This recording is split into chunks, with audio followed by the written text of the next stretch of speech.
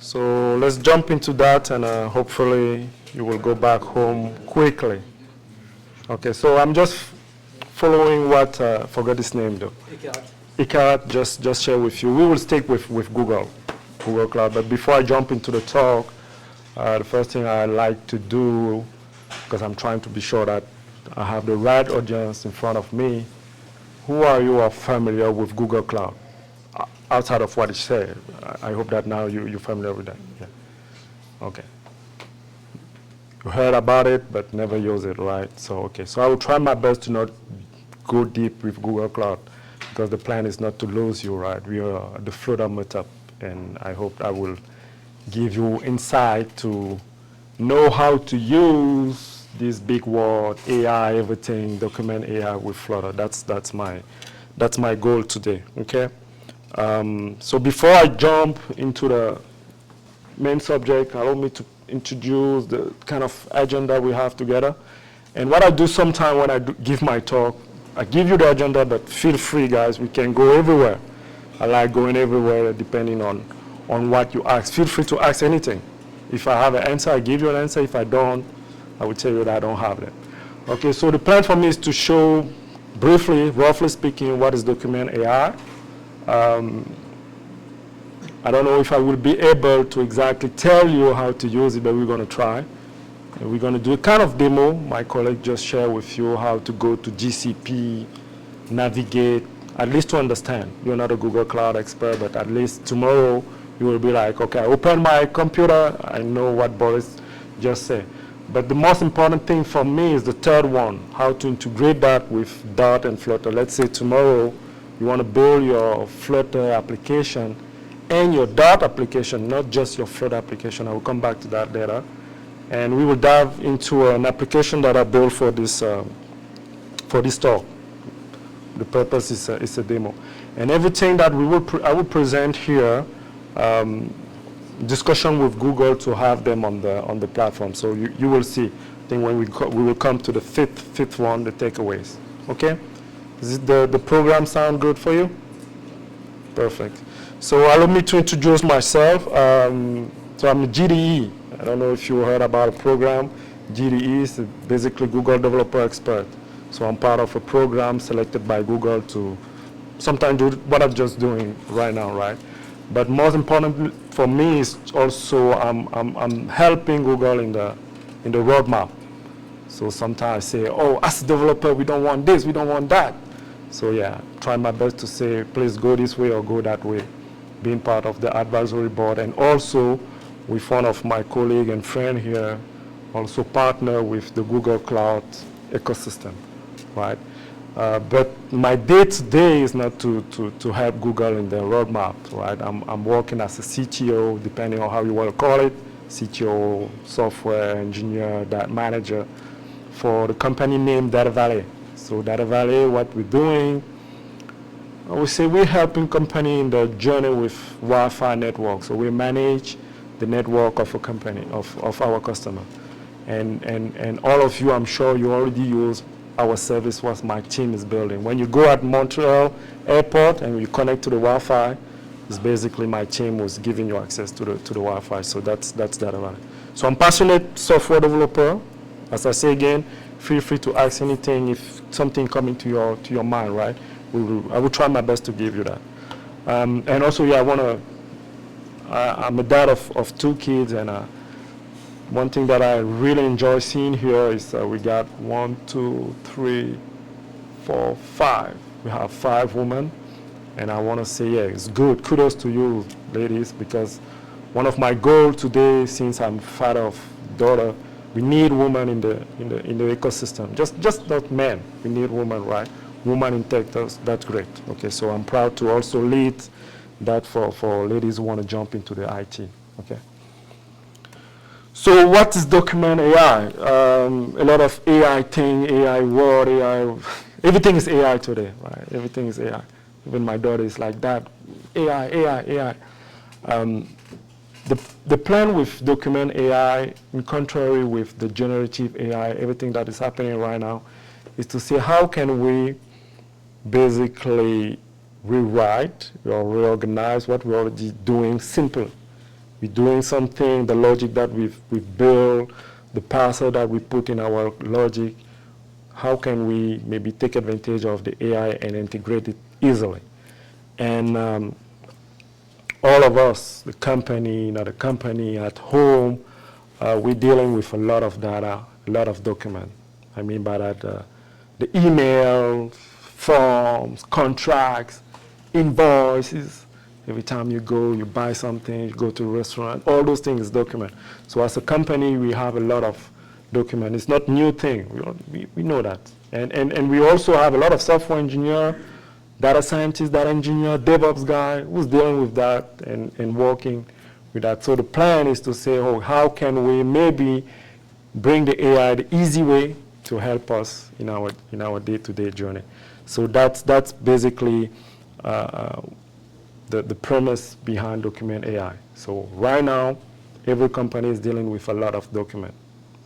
What can we do? How can we basically bring the AI to help us deal with that? Okay. So when it comes to now say, okay, we have the document and we have AI ML field. Maybe I will ask the question, is someone expert with AI ML? Good. Yeah, same guy. So it's good. Like me, I'm not at all. I'm not an AI ML expert. Now I'm just a user. So smart people, smarter than us, is saying, okay, we're going to give you the AI, but before you using the AI, what are you really doing every day? So we pass the document manually as a developer. All of us, we wrote something, a code sometime to do the data mapping. If I see this in the document, I map that to my logic, so we maintain the logic, we maintain the code, right? So that's what we're going to call manual. But we also have in the industry, software industry, another way we call OCR. OCR is what? It stands for optical character recognition. So it's basically you have an image, you have a PDF, whatever you want, but you have a logic behind. Would be like, okay, I recognize that character, I recognize that thing, so maybe I will give you the info. But it cannot be perfect, right? So if the recognition is not good, boom, your logic will fail. So now, yes, with the rise of AI, be like, okay, can we just give the document and behind the scene, maybe using the Vertex AI of the world or the LLM, I just have the logic. I said that to my team one day, like, what do you mean, Boris? Yeah, maybe I mean that you weren't going to write the code anymore. No, you're not going to be fired, but you're not going to write the code the same way you were writing the code. Because I'm not going to trust you because you're doing the manual work, and maybe I will trust less the OCR because it's not perfect. And I hope that the AI and all the smart people will give me something a little bit perfect. So that's the premise, that the understanding of what is happening right now, okay? Feel free to ask questions, right? Interrupt me, so don't wait the end of my talk to ask the question. Let's say, for example, one use case, and we have a lot of companies who's doing that today, right? I have my passport, I have my driver license, invoice, my birth certificate, and all those things. Yeah, every time when we give those documents, let's say company, they pass it, they read it, they're trying to interpret it, okay? So they are what we're going to call unstructured data. So you cannot really just say, okay, I will build a logic that would fit all the driver license in all around the world. We have one way in France, one way in Canada, another way in Spain, another way in USA. So if we have to build a logic for that, it will be very difficult. So the data is unstructured, right? And so it's a kind of mess. So now with the AI and having in the cloud, maybe document AI, will be like, oh, is it possible to say, I just give you the data, the document that is unstructured, and you bring me a magic to always give me something that is structured? Okay, that makes sense. So that's basically the plan here. So document AI will turn everything that is unstructured to something that is structured. And when we have that structure for us, as developers, sometimes we say, oh, it's just a JSON, it's just a model. We do the data mapping with that. Okay? So we are not just going to just read the document, because everything that I was saying is like, okay, we read the document, but to give you a perfect model in order for you to work with that, we need to read the document, to understand it, and maybe before giving you that, we make it more useful. Okay, for the invoice, sometimes we have taxes we need to add, sometimes we don't, depending on the country. For the birth certificate, as I say, sometimes in some country we put, I don't know, the town, I don't know, something's not coming to my mind. So we need to make it a little bit useful for you in order for you to work behind the scene. Okay? Can I ask a question? Of course, go ahead. By unstructured data to structured data, do you mean that FlutterMTL will basically take like a folder of files and classify them? You can give a folder. You can give a folder where you have a lot of files. But if I go back to just the talk before me, yeah, that makes sense. But now I'm going to ask you what is inside your folder. If it's 1, 2 files, okay. If it's many files, think a little bit about the cost. But yes, you can do that, definitely. So you can basically say, I have those that are in the cloud storage that will be more cost efficient for you. But yes, you can parse it. So we will see an example where we will basically do something that the finance team doesn't want me know that we can do, because basically I put the invoice somewhere and document AI is working. I don't need a guy who's going like, oh, is the invoice, how much was that? So yeah, and in that folder you will see we will have 2 invoices. I will add 2 more invoices. It's just basically taking the folder and working with that. Okay, so yes, understand it and make it useful for us. Another question? No? Good. Doesn't change? I think I'll just duplicate my slide. That's it. So yeah, okay, to make the magic behind the scene, we have 3 major ways of using document AI. The easy way, I call it the easy way, not being an AI ML expert, the easy way for us, for me, that's what Google is calling just general document. So you give the document, you will try at least to understand the way the document is. If you understand it, you're going to give you some data. Okay, let's say form, for example. I give let's say my birth certificate. Maybe you won't be able to say, okay, it's the birth certificate, but we say, I see key value, I give you that. So it's kind of general. You just work with the document you give. So that would be kind of general purposes. But we can have now some more specialized document. As I say, the invoice is more specialized. And not just specialized, but it depends on the country, right? As I say, the invoice is not the same in every country, the birth certificate. So you can pick this one and say, okay, for that particular use case, let's say, for example, here in Canada, we're in Quebec, the way the taxes apply here is not the same in other provinces. So we will use something more specific for the Quebec, and we build a logic on top of that.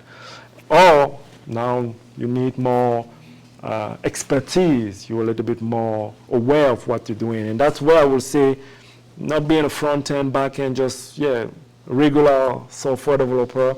I'll let that part for more advanced use cases where the ML AI guy is building on top of that. So the custom one. Okay? So, but for general purposes, I hope at the end of the meetup, you just go and we will see, I will show with you the quick demo. You click on the console, you see the general, you put your document and you see what you're going to give you. Okay. Make sense? Okay, let's say now see together how to use it. And before I present, I think you will see a little bit of what my colleague already shared with you when we will go to Google Cloud Console. Okay. The magic behind the scene, one of the things trying that for the last month I found fascinating as a developer. Again, I'm not just a regular developer guy here. It's like with document AI, you think about the logic, the workers, the workload, see maybe a back-end service, everything is processor. That's the word now you need to use. Everything is a processor. So processor is like a bridge between your core API core and the LLM and the model behind everything is AI is doing. So you have your processor, the processor that you will select and say, I want a general processor or I want more specialized processor. So if you start talking with the data, the AI team, you say, okay, I pick this kind of processor. Okay, so that's the key. And when you define a project, not here project in sense of Google Cloud project. Project says that the logic that you want to do, I cannot have, let's say for example, I want to pass my invoice, I cannot use 2 processors. The passing will use 1 processor. So that's why unique instance for each project. So I select my processor and I know the logic that I want to do. Okay, let's go for example for let's take for example the data engineering. In the data engineering world, one of the things you will hear them say every time ETL, extract, transform, and beautiful. So there it will be like, okay, for that process or that workflow, you have 1 processor. That makes sense? Okay, good. So let's explore that together. I'll try my best to go to the console. Okay, so if I bring that here, it's going to be there. You see the console? Cool, perfect. So not being an expert on that, I see just 4 people raise their hand. We're going to navigate together simply. It's like the Hello World. And if you want more, I will give you more, but I will stay to the very high level here, right? If I find my mouse. So that's just one project, like a learning project. It's kind of sandbox that I'm using. It's really straightforward. You go there, okay, let's go to document AI. Like you've seen with Vertex, we're not going to replay your conf, but just go to document AI. And there you now see the keyword, the processor, and everything is about a processor. Let's say with all of us, we want to build something for the form, to validate all the form that we have in our company. So I will go there, and you see, for example, just quick example, you have the form processor. Something that you always have to keep in mind is to ensure that your processor maybe is public, so you can just use it right away.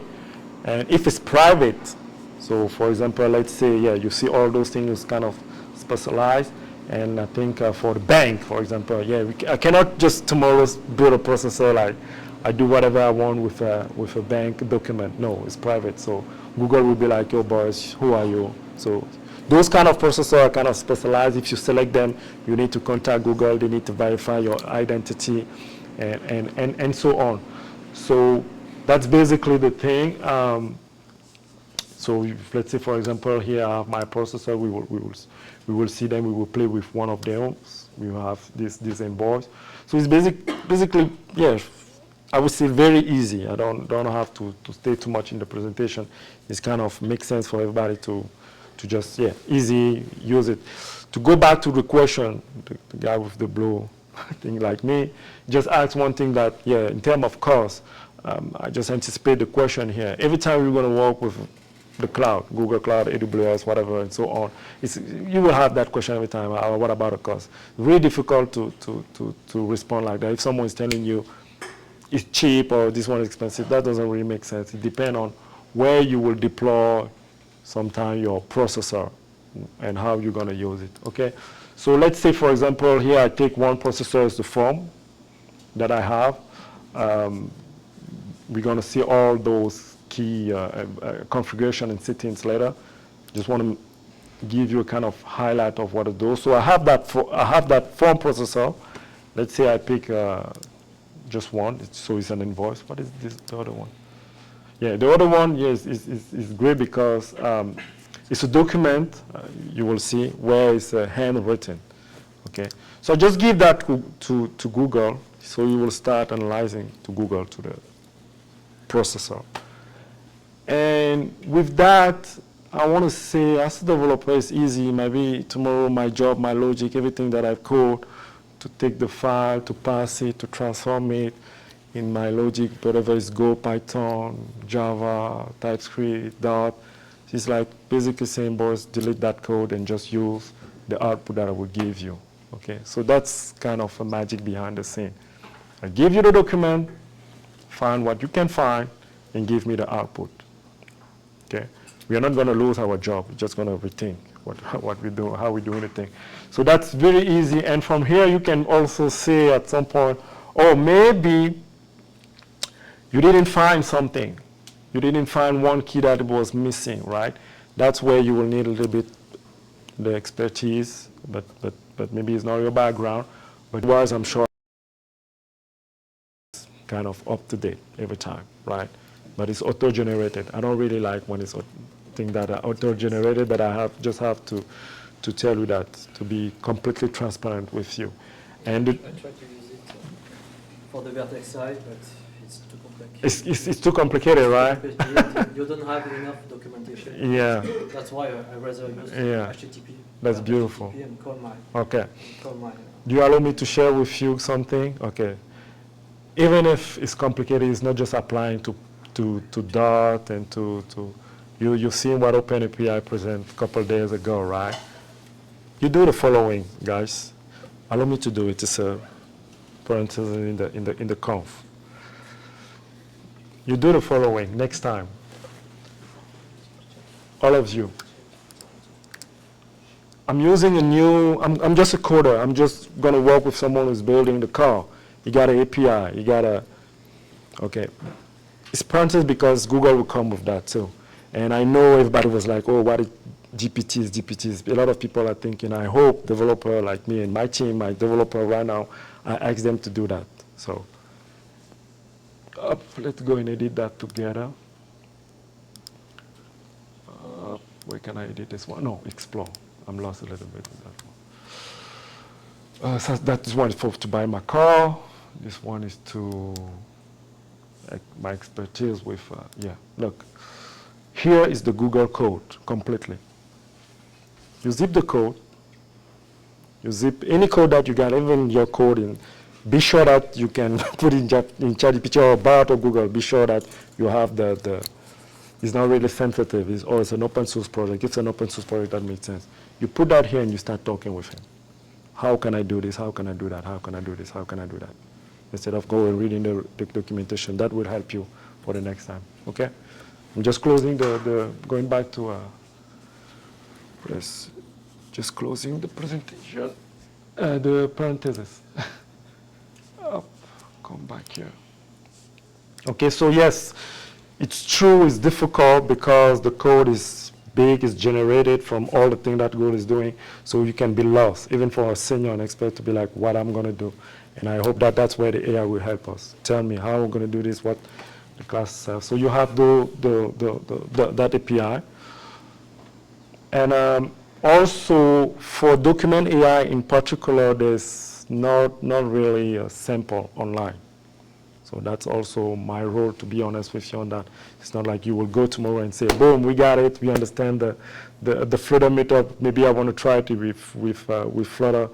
You will struggle because the API is generated and you don't really have a sample.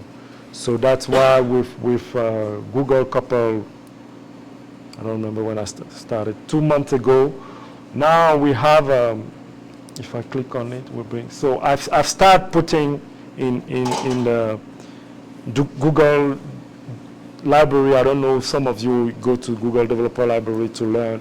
So you have 2 things here. So this one I will share with you is a sample where I'm trying my best to basically take Google Document AI, all the code that is written in Python, in Go, in Java, in TypeScript. I kind of translate it and rewrite it in Dart for the Dart community. And you have that blog that is written where you can go basically to the blog to understand what I'm doing. Okay. So just to be honest with you, at the same time, if you go after the meeting, you won't find really many resources. The work is still at the beginning. Okay. Go back to the Arc is great, but I'm kind of lost now. Okay, do this and to come back here, right? Okay, close this one, come back here. So the last thing is that project will help you navigate and understand everything that is possible to do. And as I say again, so if you open it, we are not there. As the Dart and Flutter community is not there. I talked with someone who's a Go Python developer. Yes, of course, boom, you can do it quickly, but maybe you will struggle to know how to integrate it with your Flutter application directly. So that's why hopefully next year you will see more that code there. But this one will help you at least to understand what is you're capable of doing. Okay, and I think you just do the form. Up. I think you will see again how to interact with the form processor. Okay, so let's do a quick demo on that. Up, I come here. I will just put cursor.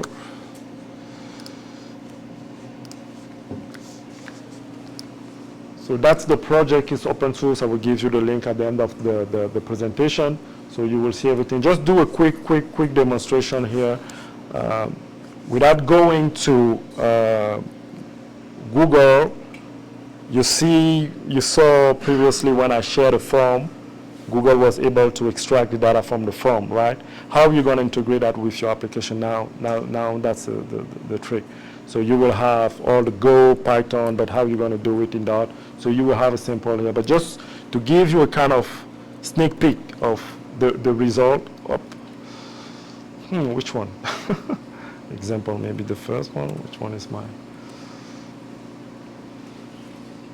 So I'm calling here Google API. Don't have to go into the code. It could be written up by you. I will close this one. Just go like that. Up. Okay. So basically, that's the output. Up. Are you using cursor? We never use cursor. Nobody's aware of cursor. What is cursor? That's VS Code, but it's cursor. No? Okay. This company, Cursor, just received 80 million from OpenAPI. So you better look at this. It's a next IDE, so it's built on top of OpenAPI. No, not OpenAPI. GPT-4 API call. So basically, when I code, I'm talking with GPT-4. So that is Cursor, C-U-R-S-O-R.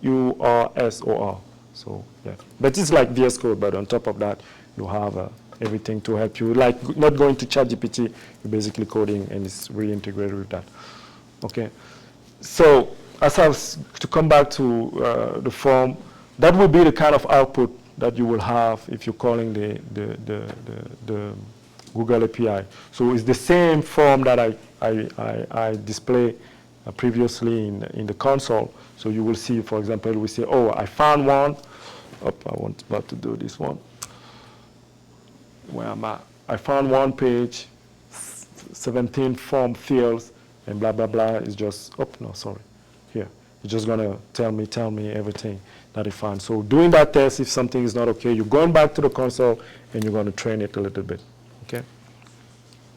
Yeah, you better look at Cursor, guys. It's, if you're using VS Code, that will make just your life more easy, and you will start coding like. And compared to IDEs? It's a different. Let's finish and we'll come back to that. Yeah, I will share with you. It's a different approach here. People is not using this one in my team. They know Boris is going to be angry. I will be. You better use it now. Okay, so that's for the sample. So just to tell you again, why I want to emphasize that, because we are the Flutter Meetup, and that's why we're doing those kind of Meetup. Why we're building this effort, because there is not really available in Dart for now. Okay. So to come back to what I say, what is the processor, unify way to call the API, unify way to retrieve the output.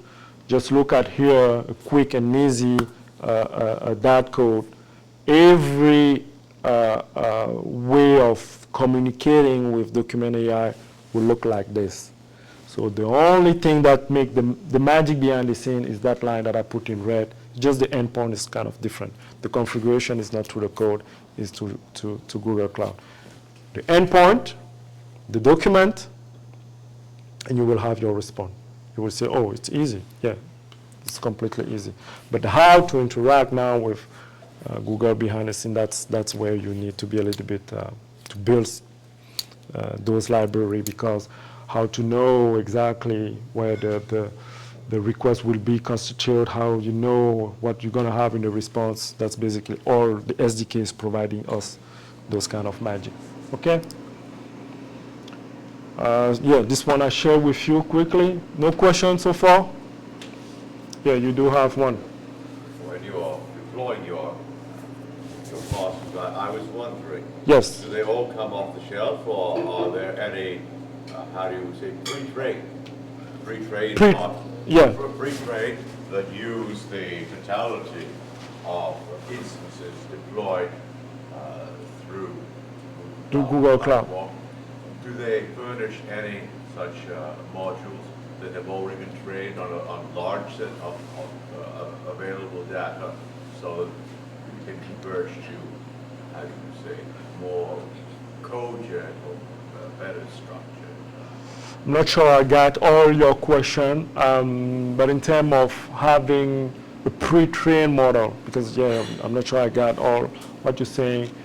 Give me a moment to come back. When I go back, I will come back to Meetup. I will share with you, for example, for the demo, the version that we will use. I will have some other that is pre-trained, and maybe with that you will have your answer. If you don't have, ask me again. Okay. So let's deep dive into a Flutter application, basically. Basic. Question, another one? No. Yeah. Tell me. I was just wondering if associated with the output, there are like probability of correctness of whatever. Yeah. That's the good, really good one. You have, I'm forgetting the word, but you got, it will come back. Just give me a moment. Confidence.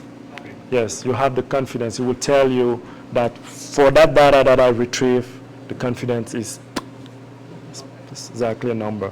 Okay. So if my handwriting is completely horrible, I can like You can be my document like, okay, this is A.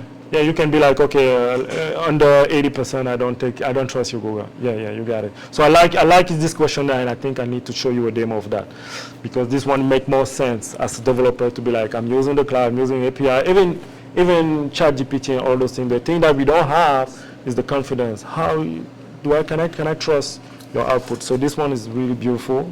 So I was not thinking about sharing that, but I have to share that one.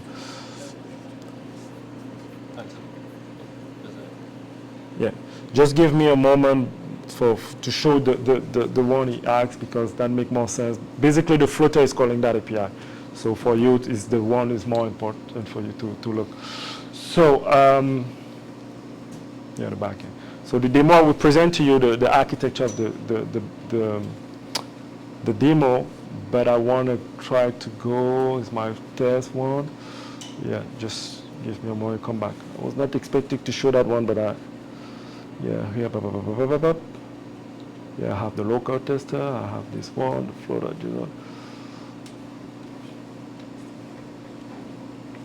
I don't have it the way to show you like this. Maybe the response, because I want to show you. That would be great if I can show demo, fresh URL. Yeah, I have to change the code a little bit to show you the confidence, because I was not working with that. Here, can I have the confidence? Guys, give me 2 minutes, please, because I think this one could be great for you to see. So it's because I'm looking like this.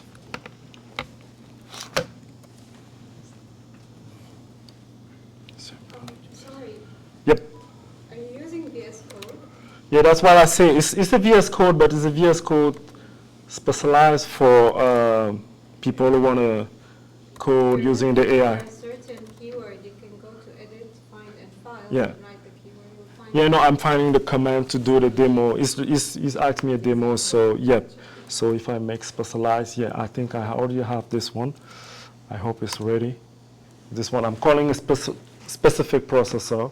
Just, yes, I got it. So just come, you see, for example, for this one, it's a specialized processor. It's calling an invoice.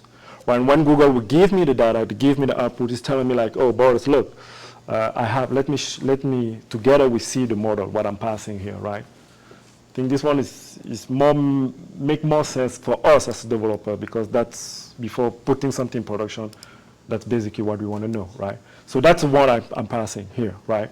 So you say, okay, the total output, let's go and see the total output here. Boom, it's telling me like, no, for this one, I'm kind of, not 100%, but you can trust me. Do we see something that is like less than, yeah, the supplier phone, right? It's telling me this is say 30%, right? So let's try to find that supplier, what? A phone, right? Supplier phone. Where are you? Basically, I don't trust that one. Yeah. Oh, no, we got it. Oh, I was looking at this thing. Okay, so is it correct though? 1, 2, 3, 4, 5, 6.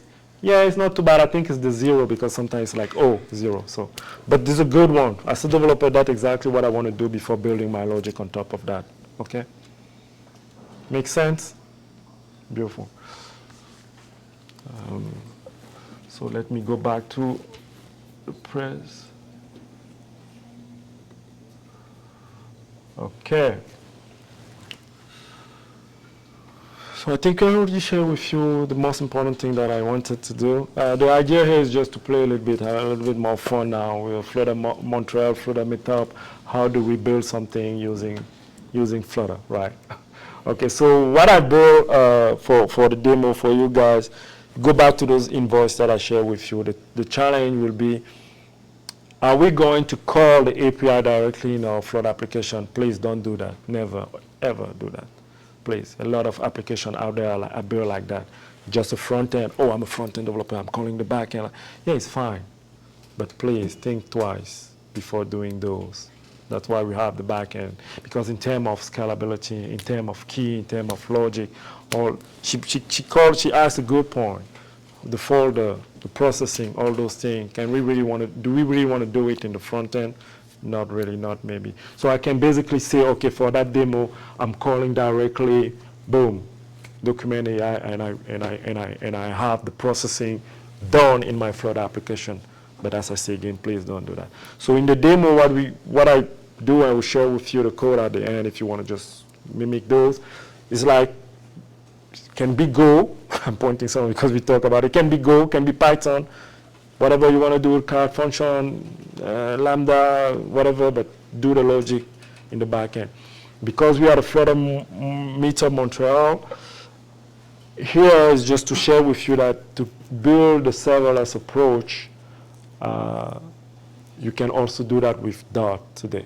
So as someone who's learning Flutter, who got the Dart skills, think about the cloud. You can use it. Don't be shy. You can basically, all the logic that you got here in your front-end application, you wrap it into the Dart function framework, and you ship it to the cloud through the Cloud Run. Okay, that's basically what I'm going to do. I'm going to share with you. And it's exactly that logic with calling documented AI, doing the magic behind the scene. Your file, I'm going back to you because you asked the question, think like this, like my folder with all the data that I have. So he's going there, process everything, asking document API to do the magic, and I'm just saying, okay, give that to the world. It can be a JSON, can be another application, and the magic will be there, right? But as a Dart developer, for me, it's really important to put that in perspective. I didn't see Python developer, I didn't see Go developer, I didn't see TypeScript. So just something to help you understand that as a Flutter or Dart developer, I didn't have too much to jump into the cloud, okay? So let's see a little bit of all of those. I will so share with you. Try it again. It's kind of weird to have to turn like that. No, not this one. This one here. So we have that cloud storage. Now, if you understand, so if you see the diagram, I just have two invoices, right? Let's see the Cloud Run with basically just the back end that I put. I will share with you the code. So Cloud Run is here. We have one where I call Flutter invoice AI backend. Basically, what it's doing is that thing. And we will do a quick demo together. Just copy this URL because Google is telling me like, yeah, that's the URL that you got, Boris. And if I call this thing like that, and I'm bringing this here, and I'm saying, okay, curl, this URL, what can you give me? Something will work, someone will walk behind the scene, boom, the magic is happening. So I will see, boom, something happened here. And the code who's giving me this output, you will have it at the end for you to use. So I have the Cloud Run who's calling document API, who's basically reading those files in my cloud storage. And with this output, we're just going to display in Flutter. So what we're trying to do here, and to tell the developer to help the account team with the problem, go Jira, go Meetup. Which one is my, no, I think I already got one open. I do have one open. With this one, yeah, exactly, that's the one I want.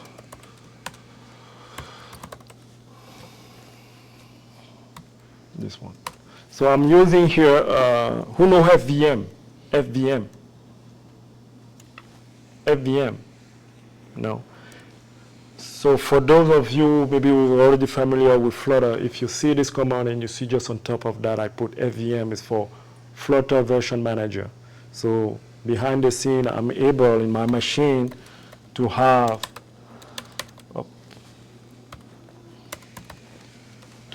a lot of Flutter version, and I'm just picking the one I want. So that's it. That's just a trick. And you can do the same with a DVM. What is DVM? Is the same thing. It's kind of that version manager. That makes sense for you to not sticking to just one version of Flutter on your machine. Maybe you have a project who's working with 2.5 and you don't want to upgrade, so you're just playing with those, okay? That could be a subject for another meetup. So let's just stick with that and we launch the application. Oh, not Kotlin one. So I'm coming here. I will launch on Chrome that application. And as soon as it will come, we will see a little bit what is there. So I will close the chat. I will close the thing. Is it coming? Yeah.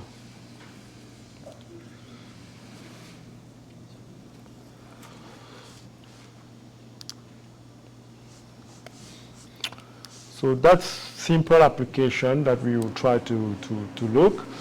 I will try my best to share the storage at the same time so we can explore and add more files if I'm able to do that. Arc is great, but I'm kind of lost sometimes. Yeah, let's put it like that way. Okay. So what are we trying to do here? It's a Hello World application, right? You will see it's really, really simple. I will log with, yeah, the personal one.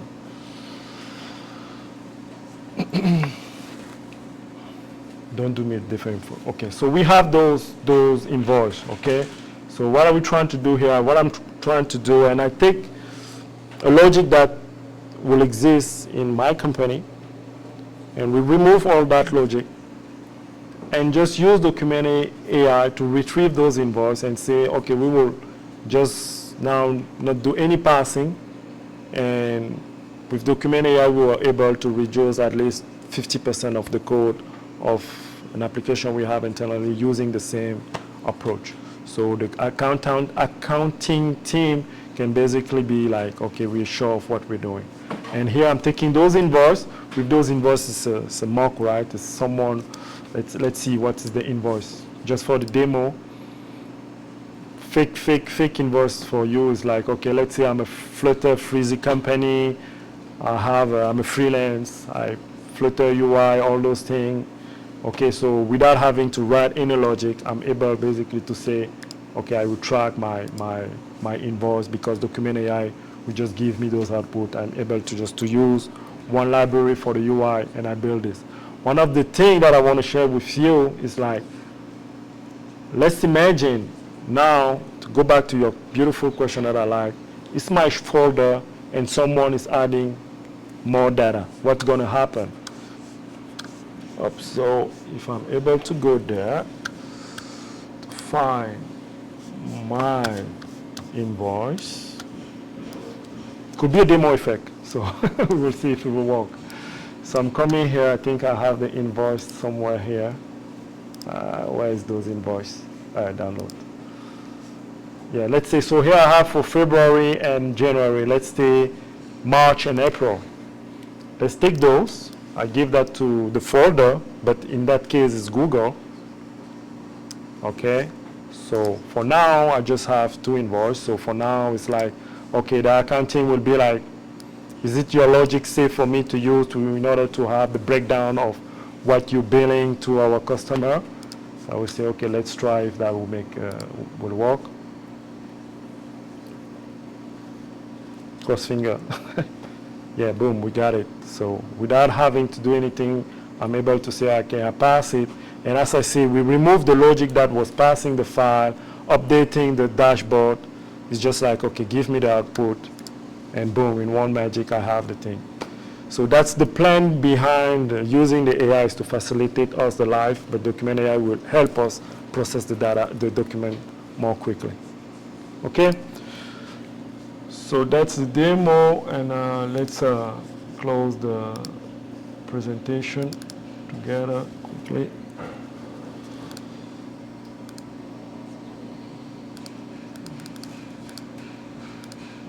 Oh. Cursor is giving me headache. Arc. Yeah. It's giving me a little bit of headache. Sorry. Japo. Okay.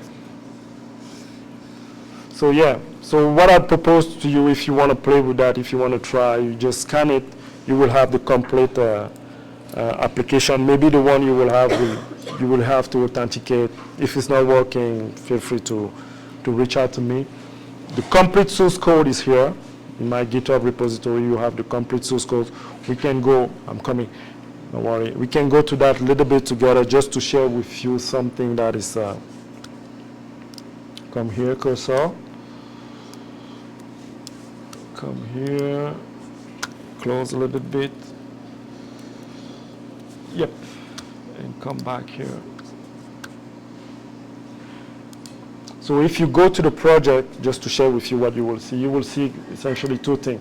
That's the backend. The backend is the cloud function that is deployed. You will come here, you will see like, yeah, the server, you will see function framework, that's the cloud function. So behind the scene, you will see a magic service. Is that service that is like, blah, blah, blah, blah. I fetched the URL, fine. But that's not the one that I really want them to show. Yep, it's this one, process the PDF, where I have the project and the process ID. You need to give the scope to have access to cloud storage. That part can be difficult, but the most important thing for you, and I will come back to the billing, the price, the project, but you see every time the location is the most important thing for us. Where do you process those? Do you process it in Montreal? Do you process it in France, in USA? And which processor I'm calling, okay? So that's what you will see, and the UI, I trust you for Flutter. Let's close the prayers up. Come back to Arc, come back, Arc. Okay, my takeaway, and I come back to your question, my takeaway here is we have a lot of things when it comes to AI these days. A lot of buzz, a lot of fake information. We do trust. Me too, I like OpenAI and what they're building. I also like what Azure is doing, what Google is doing. Just think about what we really want to do. It's not like one is better than another. I won't say that. It's for Document AI, if we come back there, if you would, it's possible for you to rethink all the ETL processing that we're doing. Don't rewrite everything, just maybe find a place just to integrate a little bit of Document AI. If that helps you, good. If that doesn't help you, stick to your original code. You know what you code, you trust it, so stick to that, okay? And the plan of this meetup is to also have more people using maybe Dart in the backend, okay? So that's why I want to present you how to deploy in Google Cloud with Cloud Run, a code that is written in Dart. I shared that with you just to help you a little bit because, yeah, I think it's a lot of things happening with AI. If we are not in the ecosystem, we can be completely lost. What are we talking about? Which part I'm maybe more interested. So at the end of the meetup, don't see it was LLM. It was not LLM. LLM, I think my friend presented, we were talking about the part related to the document transformation. So document transformers, that's where we have to document AI. Okay? So I'm just giving you that to help you because a lot of things out there, a lot of buzzword. Okay? So yeah, go back to your, yeah, that's it for me.